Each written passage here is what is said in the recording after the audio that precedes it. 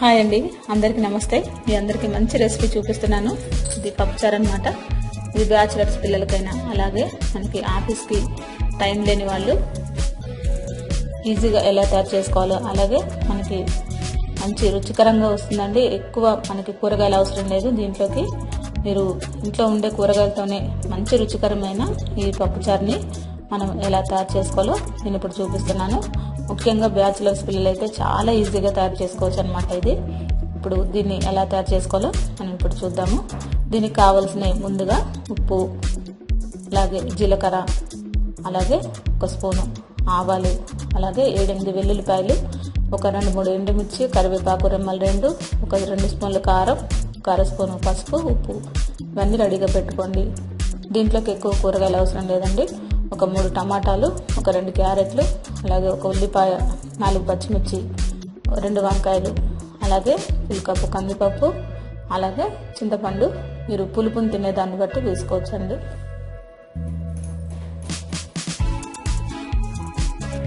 ఇది తయారు చేసుకునే ముందు ఇవన్నీ రెడీగా పెట్టేసుకోండి. అలాగే కుక్కర్లో మీరు ఈ కందిపప్పుని వేసి ఒక 2-3 సార్లు కడగండి. కడిగేసి నీళ్ళని వంపేసి మళ్ళీ ఫ్రెష్ వాటర్ వేసుకోవాలి. దీంట్లో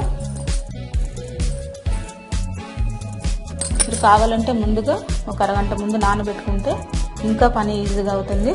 ఒక 2 విజిల్స్కే మనకి పప్పు త్వరగా ఉడికిపోతుందండి. నానబెట్టి పెట్టుకుంటే మనకి ఈ పప్పుచారు అనేది ఈజీ అవుతుంది.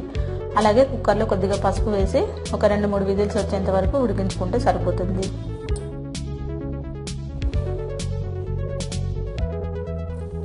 ఇలా ఉడికిన ఈ కందిపప్పులో మీరు పప్పు గుత్తి వేసి మెత్తగా రుబ్బుకోవాలండి. ఎక్కువ వాటర్ కొంచెం వేసుకొని రుబ్బితే మనకి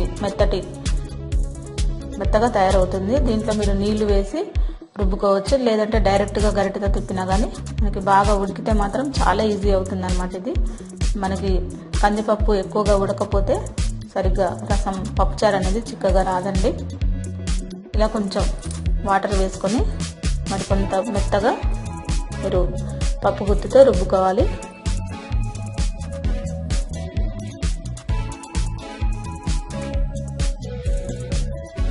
ఈ విధంగా రుబ్బిన తర్వాత మీరు దీంట్లో కట్ చేసి పెట్టుకున్న కూరగాయలు అన్నీ వేసేసుకోవాలి దీంట్లో. అలాగే కొత్తిమీర కూడా ఒక చిన్న కట్ట వేసుకోండి. టమాటాలు, అలాగే మీరు కూరగాయలు ఒకవేళ మీకు అవైలబుల్గా ఉంటే సొరకాయ, అలాగే మీరు ములక్కాయలు, ఇటువంటి అన్నీ వేసుకోవచ్చండి. ఇవన్నీ వేసిన తర్వాత మనం కొద్దిగా కరివేపాకు, అలాగే మీరు కొంచెం ఈ చింతపండు రసాన్ని గింజలేమి లేకుండా చిక్కటి రసాన్ని తీసుకొని పక్కన పెట్టేసుకోండి. పులుపు తినేదాన్ని బట్టి వేసుకోవచ్చు. ఇలా వేసిన తర్వాత మనం పొయ్యి మీద పెట్టి ఒక 5-6 నిమిషాలు హై ఫ్లేమ్లో ఉడికించుకోవాలి. ఇవన్నీ త్వరగానే ఉడుకుతాయండి. అలాగే దీంట్లో మీరు కారం కూడా రుచికి సరిపడా వేసుకోవచ్చు. ఇలా ఉడికిన దాంట్లోనే సరిపడంత ఉప్పు వేసుకోండి. టేస్ట్ చూసుకుంటూ కూడా వేసుకోవచ్చు అండి దీంట్లో ఉప్పు. దాదాపు ఒక 7-8 నిమిషాల పాటు మనకి బాగా మరగాలి. ఈ కూరగాయలన్నీ కూడా మనకి ఉడికాయలేదో తెలిసిపోతుంది. మీరు క్యారెట్లు అన్నీ ఉడికాయంటే ఆటోమేటిక్గా మనకి టమాటా, వంకాయలు చాలా ఈజీగా ఉడికిపోతాయి అన్నమాట. మంచి ఫ్లేవర్ వస్తుంది. ఇది మరుగుతున్న టైంలోనే మంచి ఫ్లేవర్ వస్తుంది.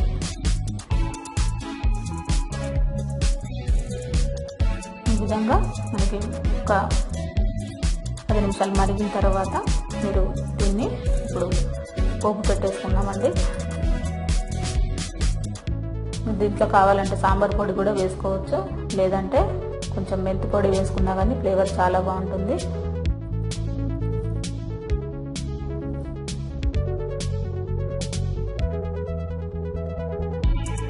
ఇప్పుడు మనం దీన్ని పోపు వేసుకున్నామండి.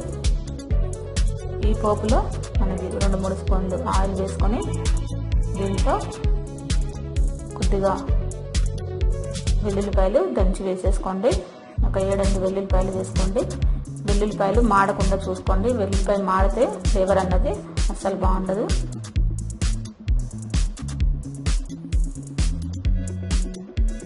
ఇది కొద్దిగా వేగిన తర్వాత దీంట్లో మీరు ఎండుమిర్చి, అలాగే ఆవాలు, జీలకర్ర, అలాగే వెల్లుల్లిపాయలు ఇవన్నీ వేసుకోవచ్చు. కొద్దిగా వేగిన తర్వాత వేసేసుకోండి. చూసారు కదా, ఈ విధంగా కొంచెం వేగిన తర్వాత దీంట్లో మీరు కరివేపాకు కూడా వేసుకోవచ్చు.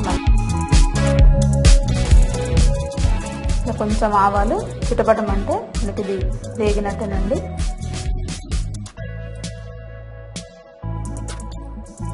ఇలా వేగిన తర్వాత ఈ పోపుని మనం పప్పుచారులో వేసేసుకోవాలి.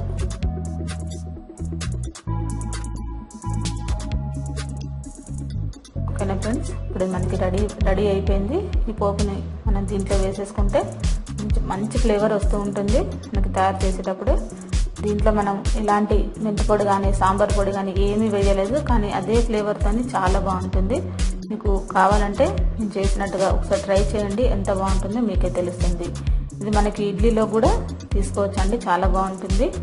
అలాగే రైస్లోకి, అలాగే బ్యాచిలర్స్ పిల్లలు ఈజీగా మనకి పని ఎక్కువ పప్పుచారు అని అంటే ఆ పని ఎక్కువ లేకుండా ఒక 10 నిమిషాల్లోనే మనం తయారు చేసుకోవచ్చండి. మంచి రుచికరమైన ఈ పప్పుచారుని మీరు ట్రై చేయండి, చాలా బాగుంటుంది. ఓకేనా ఫ్రెండ్స్, మీ అందరికీ నా వీడియో నచ్చే ఉంటుంది అనుకుంటున్నాను. మీ అందరికీ ఉపయోగపడుతుందని చూపిస్తున్నానండి. తప్పకుండా లైక్ చేయండి, షేర్ చేయండి, సబ్స్క్రైబ్ చేయండి. అందరికీ వెరీ థ్యాంక్ యూ అండి.